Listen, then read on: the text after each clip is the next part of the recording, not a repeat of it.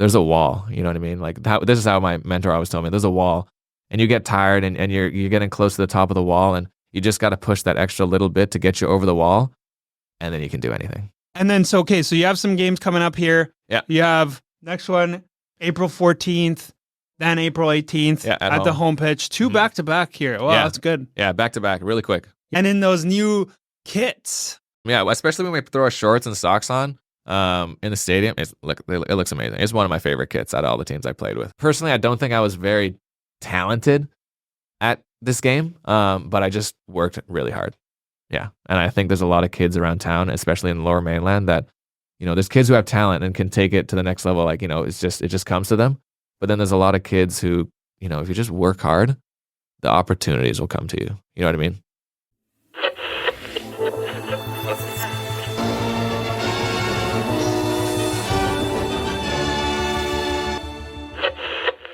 Welcome. This is live from Langley BC, where we talk to locals and business owners about upcoming events and hot topics around the community. I'm your host, Dan, local realtor. Megan couldn't make it today. If you're watching this on YouTube, leave a comment, like, and subscribe, as well as if you're listening on Spotify and Apple Music, leave us a rating, please. Thank you to anyone who's done that, and we really appreciate you for doing it. Our guest today is the Lower Mainland local making waves with Vancouver FC. Known for his dynamic play on the field and his inspiring journey through the professional soccer world. Please welcome Paris G. Hey, thanks. Paris G or Paris G? Paris G. Okay, good. G. No, I've had a lot of people say Guy, and I always have to correct them. That's like the French term, right? Guy. I had a friend. He was French. Name was Guy. Guy? Yeah. Spelt like guy, though. Oh, yeah? Yeah. But yeah, welcome to the podcast. Thanks for coming.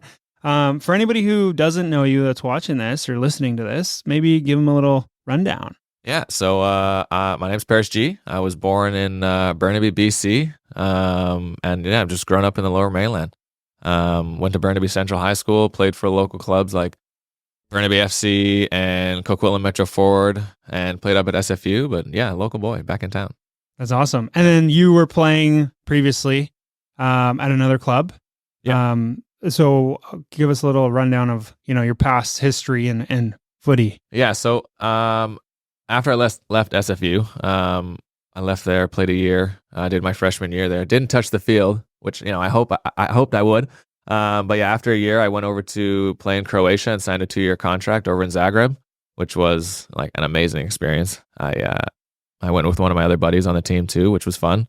We went for a trial for 2 weeks that turned into 2 months, and then signed 2 years over there, which was fantastic. And then after those 2 years, I came back, wanted to be kind of closer to home, play North America, and played for Tulsa, FC Tulsa in the USL Championship for 2 seasons, St. Louis in the same league, and then slowly made my way over to Canada, to the CPL, and played for Edmonton, and then most recently for York, and then made my way over here to Vancouver. Awesome. Well, welcome back. We're happy to have you. That's a track record and a half.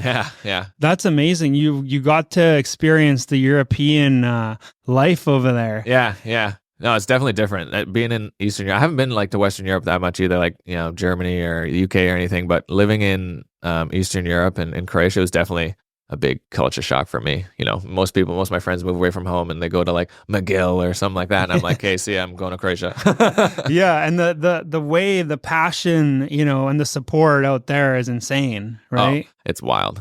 There's guys with flares and fans yelling at you, and like if you're having a bad game, like they'll let you know it. That's crazy. Yeah, and I'm excited though to see that slowly transition here, because up until now, I grew up in Langley playing soccer, footy out here, and like we never had anything like this, right? Yeah. Closest you could get is Whitecaps, and Whitecaps we're still only starting out. Yeah. And now we have that opportunity to have that same atmosphere out here, which is exciting. I have a little one now, and I can't wait to bring her to a game when she understands, what's going on. Yeah. No, it's amazing. Like for people living out here, and I know like people our age, we're moving more out into the Fraser Valley and where it's more affordable, and taking that trek all the way downtown into Vancouver to go see a game is sometimes a little long for people, especially the kids and they're at school. So having something out here in Langley and close to everyone's home is amazing, and hopefully we can build that atmosphere like what they do at Caps. Yeah. No, I think that's where a lot of the love comes from, right? Because like growing up, there wasn't much here, but back home, I'm from Peru, and we went there a couple times when I was around like the 5-6-year-old age, and my dad brought me out to those games, and over there, it's like on steroids. Like it's even the stadiums there are similar. I mean, I guess the MLS is getting to that point too now, but they were competing with like European like stadium atmosphere. Oh yeah, atmospheres are unbelievable. My cousin went down there once, and she sent me a video, and I was like, wow, like I just wish I could go travel down and see a game like that. All the passion of the fans. Yeah, and I can't wait for that to happen here. So you started off in Burnaby, and it's funny. I think so. You're 94. I saw. Yeah, 94. I think we might have crossed paths at some point because I'm 94 too. Oh yeah. I played the highest level till about in Langley, Louisa at the time, until I was about like end of youth. Okay, right? Like 18, something like that. Yeah. So after that, they did the HPL around that time. So that's kind of where Langley folded. We didn't have that right away, but I feel like we might have Metro. We probably have Metro. Yeah. Good times. I mean, I'm excited that you're able to come back now. That's awesome. I'm so excited. That's awesome. So how was it though? You know, your journey though, coming from Burnaby, because you usually don't hear that, right? You don't hear a local being able to go overseas and play unless you get to the obviously. Yeah. So obviously, like back in our day, we didn't have many opportunities. We didn't have academies like we did, like how Caps have it now. You can join, the Whitecaps Academy at what, like I don't even know, like U8 now. So after SFU, in our spring, we had to join a men's club. So all of us were put on like a VMSL team, and lots of the freshmen went over to 𝐏𝐻𝐸 SC. And that's basically where I met my mentor and coach, 𝐏𝐸𝐚𝐢𝐴, and we're still friends. I still after this, I'm gonna go coach with him. Oh, cool. And I basically played with him for like 2-3 months, and he just asked me and my other buddy, said like, hey, like, I think you guys have what it takes. Like, I know an agent. My buddy is an agent over in Croatia, and do you want to take the chance and go over? And in the back of my head, I'm like strictly just solidly focused on soccer. And I'm like, yes, like 100%. Like I'm ready whenever. Just tell me when to book a plane ticket and I'm gone. So yeah, that's basically how it started. He set everything up for me and flew over there and was on trial and signed a contract. That's awesome. Yeah. I mean, it's great to hear that there are those opportunities out here. Yeah. Would you say that, that's what pretty much started off your career? And 100%. Yeah. If I didn't sign that contract, or even take the chance to go over to Croatia, I don't know what would have happened. Like I would have, maybe stayed at SFU and finished playing soccer up there. And, most guys after playing college just, get a job locally and, and they keep playing in the VMSL. Keep playing in the VMSL, Yeah. No, it's fun. I'm pretty sure it's the same Croatia team. It's still around. Yeah. I have some friends that they came over and they were playing for Langley, and then they got scouted over there. So it's great. They're still running. Oh yeah, they're doing great. I go out like in the off season. I go train with them sometimes, and Johnny's still coaching them, and I know all the guys, and just to be around the culture and be training with them and with the guys like I grew up with. Mm-hmm. It's awesome to see it still kicking around. Yeah, of course. And then, do you think that outside of that, there's other avenues? Because we had Joel Waterman on here, right, and he was telling us, basically, to get to the point where he was at, he also had to, he didn't go overseas. He stayed in North America. Yeah. But he started out in the States, right? He went to Washington. He was playing out there. Yeah. And that's how he got scouted. Yeah. But he got scouted to like a Alberta team, right? Yeah. CPL. Yeah. With having this with having the Canadian League around now, and having the college draft or whatever they call it now, having those opportunities to get picked and join the league is amazing, especially have it here home and local. Yeah. How would you say like it's progressed since you've gone? Just like the programs that are around. Like we're going to Burnaby after this. Coquitlam. Yeah, I'm going to Coquitlam after this. It's grown a lot. You see a lot of people, especially like ex-pros, starting academies and teams in Lower Mainland, and just having those areas in different parts of the city for kids to join and work on their skills, and obviously have guys like us coming to town. And you see kids grow up from when I was coaching. I was 18. Kids were like 8-7 years old, and now I see them when they're turning 18. I'm like, hey, well, you've done so well. Like you've gotten so much better. And now playing pro, across North America, and I played in Croatia. I have connections, and I can help these kids out. Cool. Yeah. That's awesome. Yeah, I know. It's about paving the way, right? Yeah. And then making it easier for whoever comes after you. Yeah. 100%. That's awesome. Yeah, and obviously, I hear that a lot too. That people come back. Is that you think something that everybody should be doing? Come back and play local, Just where you grew up? Not come and play local, more to help bring everybody, out to the higher, what's it called, higher leagues and all that. Yeah, no, I think it's important, especially as as a kid. For me, like all of us growing up, we have a dream of playing pro and having this path and showing the kids that look. Like for me, I was with the Vancouver Whitecaps. I never signed an academy contract. I just went to the same school as all the kids, and I trained with them for 7 months, and then they said, hey, we don't need you anymore. And that lit a fire under my butt, and I was like, hey, well, this isn't going to be the end for me. Like I still have a dream to play professionally, and I'm going to do whatever it takes, and whatever opportunity comes my way, like I'm just going to take it and go with it. So I think that's what all the younger kids have to do now too. If they want to make it to that level, chase your dream, do what you need to do to get to that next level. It's funny you say that about the Whitecaps, because literally Joel came in here, same thing, didn't work out with them. Yeah.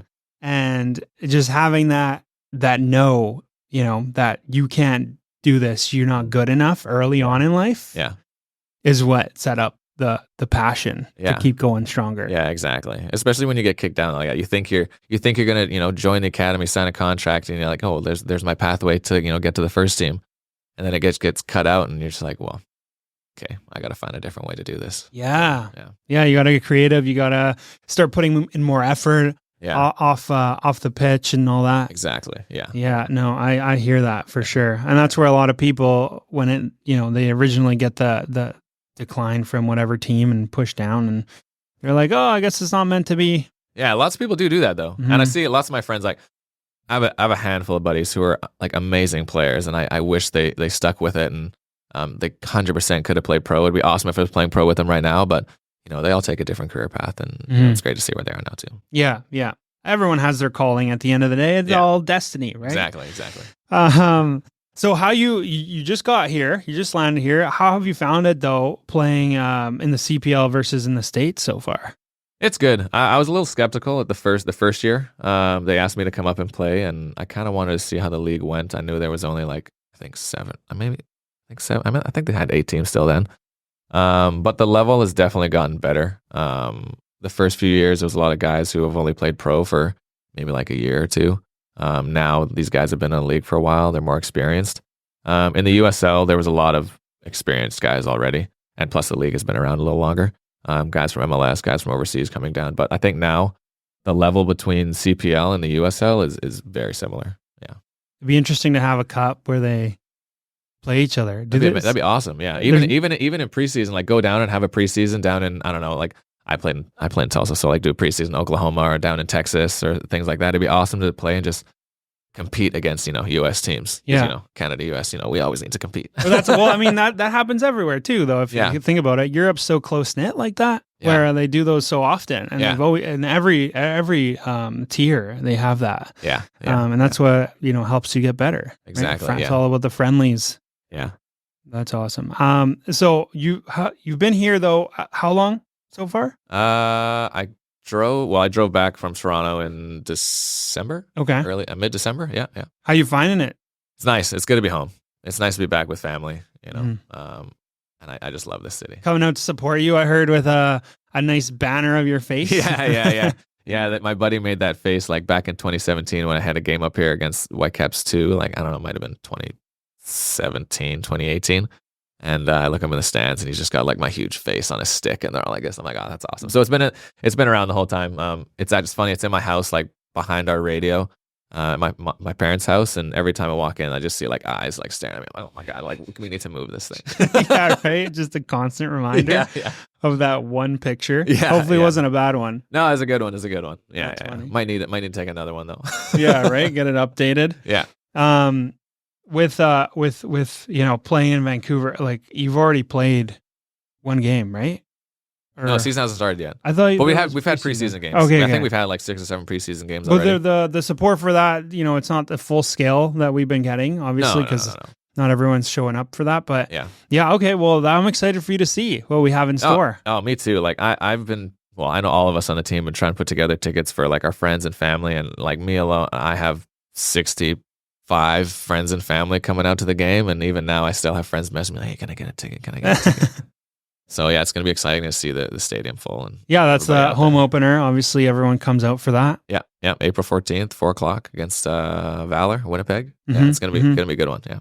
Yeah, and then last season, it was obviously the first season. So, were you able to see any of the obstacles that they were able to overcome by now? Yeah, it was a fresh team back then, and I think the way they started, the players they brought in, I guess, obviously the coach and people weren't happy with it, so they had to start making changes around the summer. They were struggling a bit. The last month or two to the end of the season, they started to get, back into the swing of things, getting results they wanted.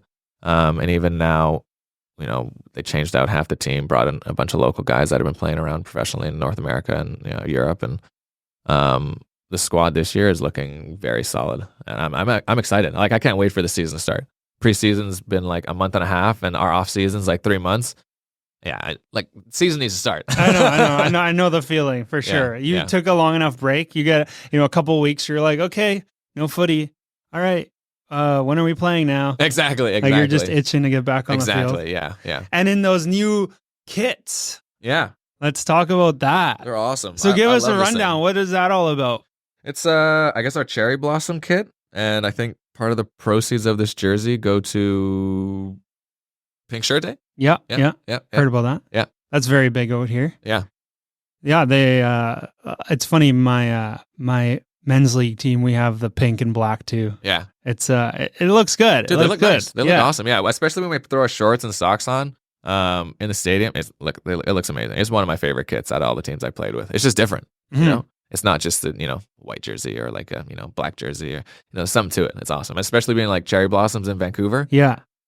Yeah, I like that touch for sure. Yeah, it definitely resembles, what Vancouver has that, you don't really find anywhere else. Exactly. It's unique. Mm-hmm. Yeah, and especially when people get down into Vancouver and they just see them, you're driving down the road, cherry blossom, they're all over the place. Oh yeah. Now you won't have people going down there. They'll come to your game to take the Instagram pictures. Exactly. Yeah, you don't need to go to see trees. Just come to Langley, Vincent. Yeah. You'll see them there. That actually would be really cool to throw in one of those like cannons, right? Fill up the cannon with cherry blossom leaves and just shoot cherry blossom leaves and a jersey. Poof. Yeah. It'd be amazing. And then, everyone come down, have their picture opportunity for the gram. You know? Exactly. It'd be awesome. That's funny. But usually on this podcast, we like to try different things that are somewhat local. Yeah. And you were saying that you're really into the whole health and wellness. Yeah. And kombucha over here plays a big part of that. Yeah. Well, let's get into it, and then maybe you can give me, which one do you like? Do you like passion fruit or? Well, I love going to get bubble tea, and I always get passion fruit, so I guess I'll try this passion fruit one. Mm-hmm. Yeah. They're really good. I've never tried this before. I like it because it's a good alternative to so this is Bucha Brew. This is out of Vancouver, BC. Okay. And I like it because it's a good alternative to energy drinks, because it does have caffeine from like the green tea. Yeah. But yeah, you're not getting all the other crazy stuff that they inject it with. Yeah. Which is good. Yeah. We don't need that. And it's healthy because I don't know if, obviously you've tried it, so you know some of the benefits of kombucha. Kind of. Most people go like, drink it, it's good for you. I'm like, okay. Yeah, fair enough. Let's have a taste. So I got the mango one. Oh, it's good. So it smells pretty kombucha-y. Yep. No, it does. But it has the flavor that comes with it too. No, that's really good. And the fizz that, you would find in a typical soda drink. Yeah. Yeah, so we'll sip away at these. Shout out to Bucha Drink. That. That's delicious. This is not sponsored, by the way, but we would like to be, because this is nice. This is really good for your gut health, right? Yeah. We all eat these crazy things, processed foods nowadays, and this kind of restores the health of your gut, helps you digest food, helps with overall energy and sleep and all that. So it's not bad to have too much of this. Exactly. Yeah. Especially when you're hopping in the cold dips and the saunas, a little kombucha while you're doing it. Yeah. So where are you doing that? I went to a place in, I used to just go in the lakes and stuff by myself and saunas at the gym. There's a place in North Van called Tality that I went with a bunch of friends, and they have, cold tubs and saunas, and they have their own little free kombucha thing. You can take some while you're there, and it's amazing. I love doing that. I went last night with a few players to another place in Vancouver on Broadway called Gatherwell, and same type of thing. Saunas, cold dips, and you feel amazing after. Like, you feel so good. Yeah, it's like a reset. Exactly. Yeah. Especially if you do it in the evening. I love doing it in the evening. And then the next morning, you just you feel so zen. You're like, oh, I'm ready for the day. Yeah, I love that. I've only been into it on like the mornings. Do it after the gym, and then don't have a cold plunge to just crank that water on full blast. Yeah. Man, I don't know what it is. I'm fine getting into a cold tub and sitting in there for like 5-10 minutes, totally fine. But if I'm in the shower and it's hot and I turn to cold, man, I hate it. Yeah. It's so weird. It's so weird. There's a science behind it. I don't know if you know about it, but basically we had a guy on here. He makes cold tubs, right? Okay, so, Boreas Plunge, it's called. So he's out of Langley. And he was saying, so he made it a way where he put a little motor in there because it would give that natural flow of water. Yeah. So I got in it, and night and day difference. I've been in the tubs and I've been in that, and this was way colder. And it's because the flow of the water breaks your, thermal layer. Yeah. So if you're sitting in just like a static plunge, you start to warm up the water around you with your body heat, right? So it's cold at first, but it starts to gradually die off. Yeah, no, it does, yeah. And so the flow, when you're in the shower, it just makes it so much worse. Yeah, no, especially when I put it over top of my head, I'm like, oh yeah. Woo. Yeah, instant brain freeze from a shower. Like, why would you do that to yourself? Yeah. Have you jumped in any like the creeks or anything like that in Squamish or the rivers? Or? Not in Squamish. I usually go to like Alouette. Okay, yeah. So like even the summer, that thing's freezing. It's still cold everywhere you go. Bunsen Lake, like me and my friends go to Bunsen Lake, and it's freezing. Yeah. Like if you go right now, it's cold. Unless it starts to heat up during the day, maybe. But if you jump in it first thing in the morning, it's freezing. Yeah. I went for a hike out in Squamish 2 weeks ago, and after the hike, I was like, I might as well jump in like at the bottom of Shannon Falls. You can kind of hop in, and it was freezing. Stayed in there for 5 minutes, and I was like, okay, I'm good. Let's go get lunch. Yeah. Where did you hike? Just out of Shannon Fall, like the upper falls at Shannon. It's a nice hike. It's fun. A little challenging. Never been up there. A couple ropes you got to hang on to, and it's really cool though because you get up to the top and the water's just like right now everything's melting off the mountains, so the water's flowing hard. That is like glacier water. Yeah, it's freezing. Yeah. I remember I've done Joffrey up there a few times. Okay, yeah. That's a little bit further up Pemberton. Yeah, that's a nice one. It's really busy in the summer because everyone knows about it now. Yeah, but you get to the top, and this is when I was younger, so I didn't really care to endure the pain of cold. Yeah. And I'd put my foot in. I'm just like in and out, just like not going to handle that. No it's chance. So quick. Yeah. You jump in, you're like, whoop. No, I couldn't do it. Now I'd probably try just to like force myself, but no chance. Is there anything else? Any other type of like ritualistic training that you do to like prepare yourself? Well, I need to get back on it, but I was doing a lot of the like Wim Hof breathing, usually in the mornings before training. I kind of started slacking. So now usually just on game days, I do in the morning when I wake up. I think it's like 3 rounds of breaths, like 30 breaths. And then you do like a breath hold with like no air in your lungs. But I've enjoyed it. I like it. Yeah. You do that before plunging?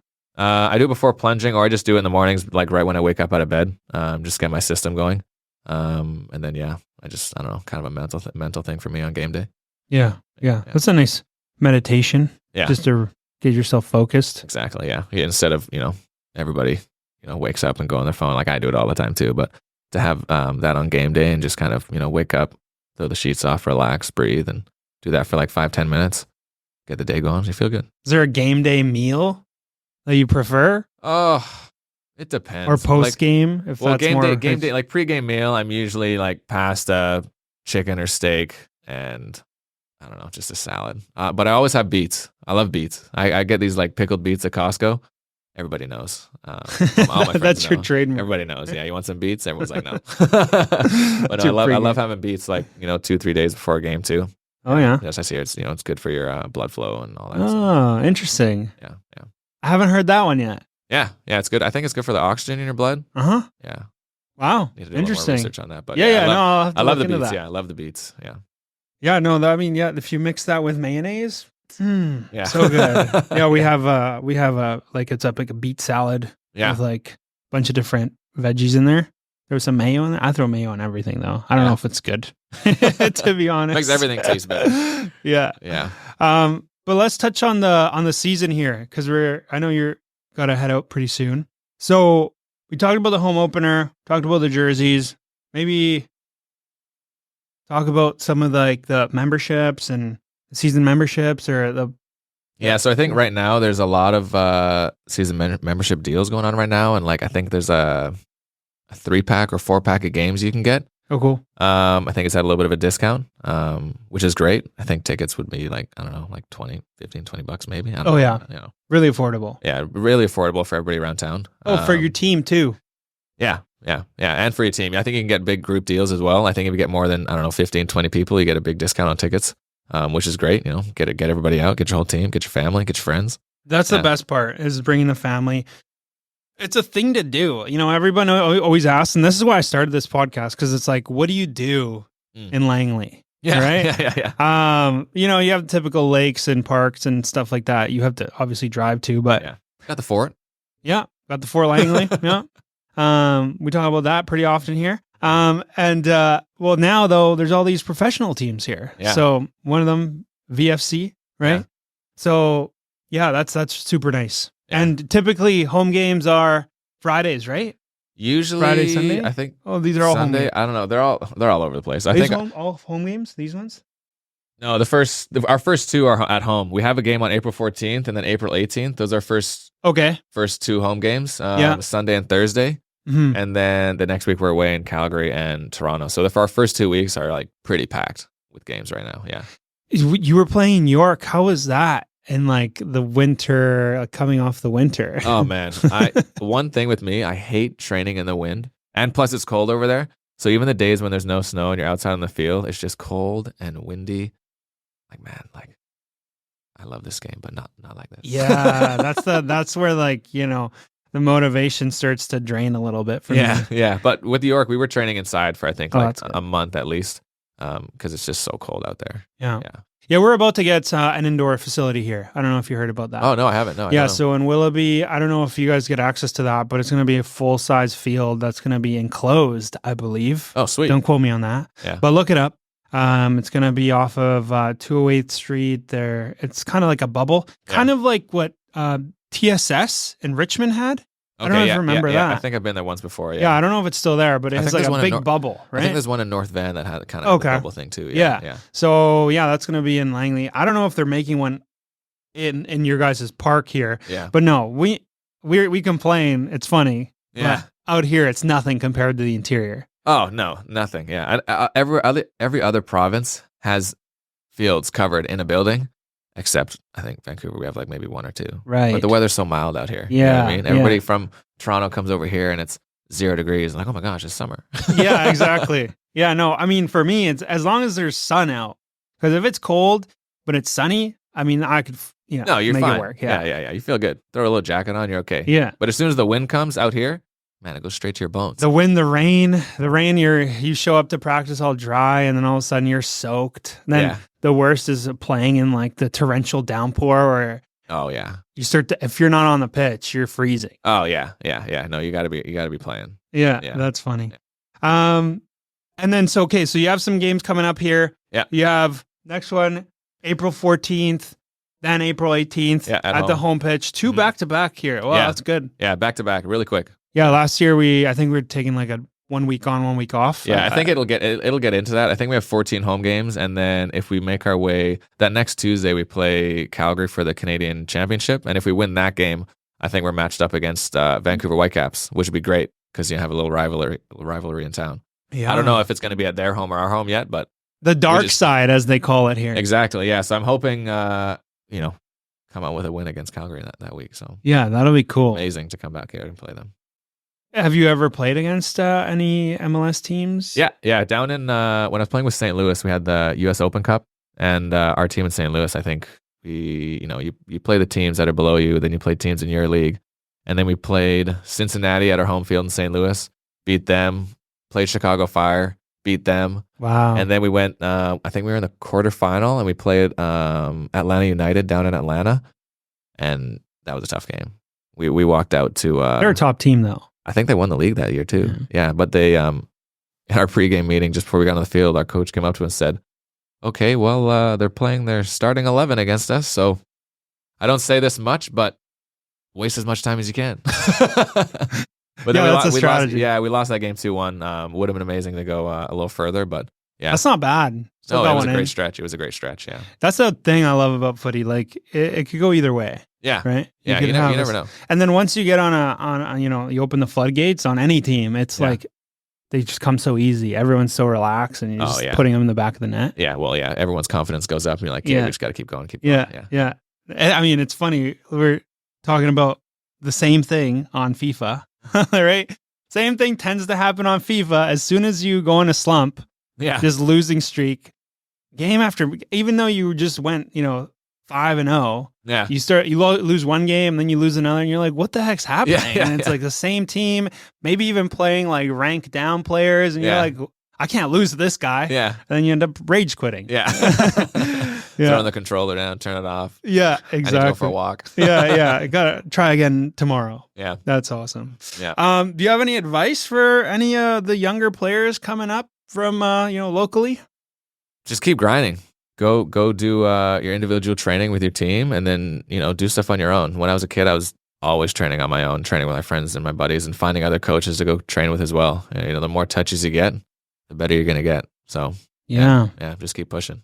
Yeah, I feel like that gets lost a lot. It does, yeah. Well, it's lots of teams now, they train 3-4 times a week. And train hard. And they train hard, yeah. But sometimes, like, the individual things you need as a winger or a striker or a defender, some sessions you're not going to get that in. And you need to have those, individual time by yourself with maybe another player or even your parents if you're a lot younger. And practice those skills, because that's the only way you're going to get better. You want to be above and ahead of everyone else. Put in the extra work. Mm-hmm. Yeah. And you've been doing that how long, you think? Well, honestly, I started playing when I was about 8, I think, maybe like U9. And it didn't really catch on to taking everything really seriously until I was about 14, 15 when I joined the provincial team. And then once I started doing that, then I was like, hey, I need to start doing some extra work. And, you see Messi and Ronaldo, and you see all these videos of guys in the Premier League doing individual sessions on their own, and like, there's no team around. I'm like, what are they doing? I was like, they're just practicing shooting just constantly. You know what I mean? So then I just started doing that too. And, for me, personally, I don't think I was very talented at this game, but I just worked really hard. Yeah. And I think there's a lot of kids around town, especially in the Lower Mainland, that, there's kids who have talent and can take it to the next level. Like, it just comes to them. But then there's a lot of kids who, if you just work hard, the opportunities will come to you. You know what I mean? I agree. Yeah. Do you have anything coming up in the pipeline that you're working on or the team's working on? I think right now we're just kind of finalizing our team and how we're playing and how we are structurally on the field in these next 2 weeks leading up to our game against Valor. But it's coming along. It's doing good. Guys are feeling confident. The last 2 games we've been banging in goals and creating a lot of chances. So we just got to keep doing that for the next 2 weeks. I think we have another friendly game on Saturday. And then we have a week to prepare for the home game. So yeah, looking forward to it. It's coming up quick. Preseason has flown by. Yeah. Which is good because I just want to play. Let's get on the field. Let's get on with the season. Exactly. And I know I could stay here all day, because I like picking, your brain and hearing, the other side of what could have been, so to speak. You never know. I don't know. I love playing golf. I could have went to golf instead, but maybe that'll be after this. No, I feel like I talked to this with Joel too, and it's like some people just, they have the passion, but then they go the wrong direction, and they make the wrong decision a couple times, and that takes you a completely different direction. Yeah.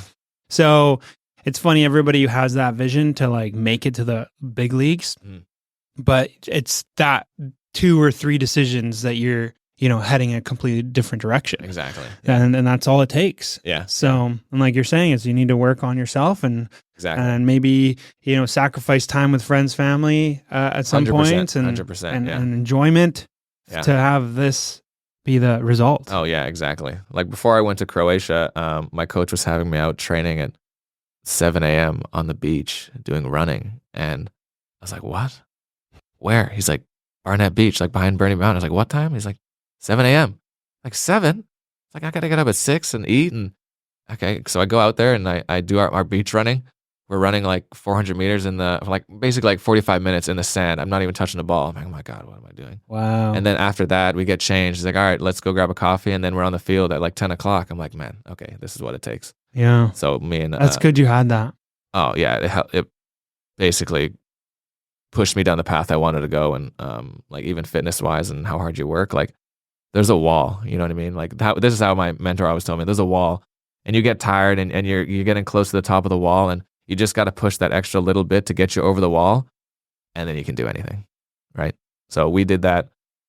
Even now, every preseason, I'm going to the field, maybe the beach, like 2-3 weeks before preseason starts, and I'm on the beach for an hour in the morning. Then I'm on the field, and then I'm in the gym.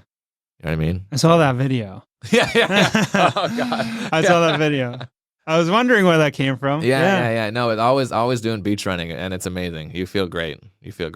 That wasn't here though. That was no, that was here. Oh, was that's at Barnett Marine Park, right behind SFU. Okay. Yeah, that's where it all started. That's where it all starts. Yeah. So now I have a bunch of young guys.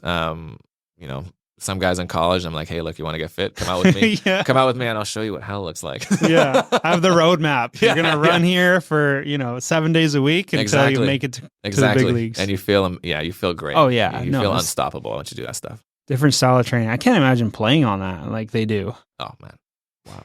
Yeah, wow. And watch beach soccer. Oh, it's insane. It's like Shaolin soccer. I don't know how they run. Like, it's crazy how they get such good contact on the ball, and I go out and play on the sand. I'm like, I don't even know how they do this. Yeah, it was wild. I don't believe that it's a real ball. It's a beach soccer ball. I know, like it's gotta be lighter. Right? It's gotta be. Yeah, there's no way you get that action on the ball like that. Oh yeah, and usually when I'm running, I'm either in like runners or socks on and these guys are playing in their bare feet. I'm like, okay, those guys got blisters for sure. And you know what? I actually, speaking of beach soccer, usually the number one goal you see on there is bicycle kicks. Yeah. Someone flicks it up to somebody, and then there's a bicycle again. Hey, you did that. Like, I did. You did that. I wish it counted. It didn't count. Offside. No, I was offside. It was funny. One of my close buddies, Easton, we talked after. He was like, I was the one that would have kept you on side. I took 2 steps forward and you're off. I was like, was that before the new rule? Pardon me? The new rule where it's like the whole body, or now they changed the rule now. Did they? Yeah, I mean, in the MLS they did. Oh. Where you have to have your whole body offside, not like a shoulder. Really? Because before they do VAR, and they're like, okay, this guy's hair is past his shoulder. That's a bit much, yeah. But now, unless I'm mistaken, it's a whole body has to be past. I don't know. I just wish my buddy stayed on side, so it would have counted. Yeah, right? I know, right? Blame him for that. Yeah, I do. Every time I call him. That's awesome. Well, thanks for coming on. Like I said, I want to keep you. Where can people find you before we wrap up? Instagram. Yeah, Paris G, at Paris G. Paris G. And Vancouver FC on April 14th. Instagram. Yeah, but on Instagram, and I think you have Twitter and TikTok. Instagram, and Twitter. Facebook. And TikTok. Yeah. TikTok. Well, can't wait to see you out there. Yeah. Excited to see how this team does this year. And thanks everyone for watching. If you're still here, don't forget to subscribe and rate us. We make episodes every week. And if you want to check out any of the other ones, make sure you check out our page.